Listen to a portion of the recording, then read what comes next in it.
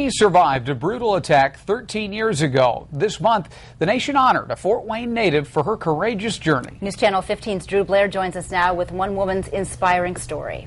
When you first meet Michelle Corrao, you're welcomed by her friendly smile and warm personality. The successful mother of two now lives happily in Noblesville, but she wouldn't be the person she is today without experiencing what happened to her on September 12, 1996.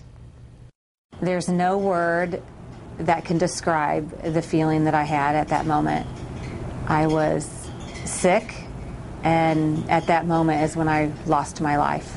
13 years ago, Michelle Corrao wrapped up what had been a tiring business trip. The 32-year-old just arrived home on Fort Wayne's south side when a man approached her at her front step.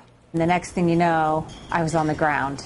Corrao's attacker hit her over the head and dragged her to her backyard. There, two other men joined the assault.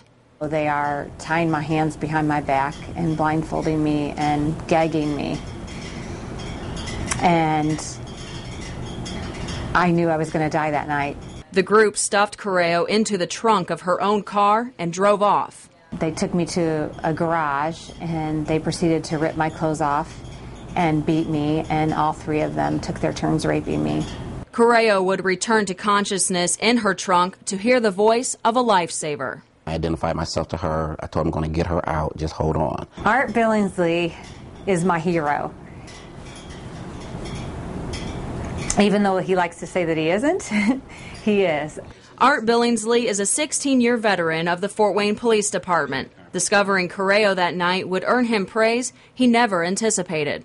I wasn't there when this first happened to her to stop it, so that's why I can't feel like I'm a hero, especially with all the stuff she went through. You know, she's actually the hero. 3 years of court proceedings and a decade more of emotional recovery, Michelle Corrao transformed her trauma into support for future victims.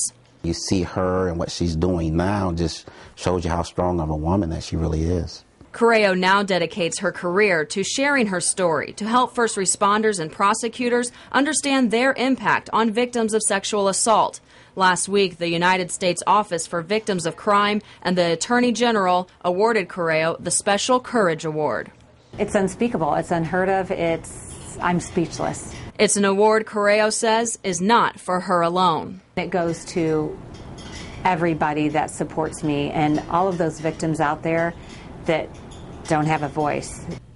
Police eventually caught all three of Corrao's assailants. The men were sentenced to a combined 600 years in prison. Drew Blair, News Channel 15.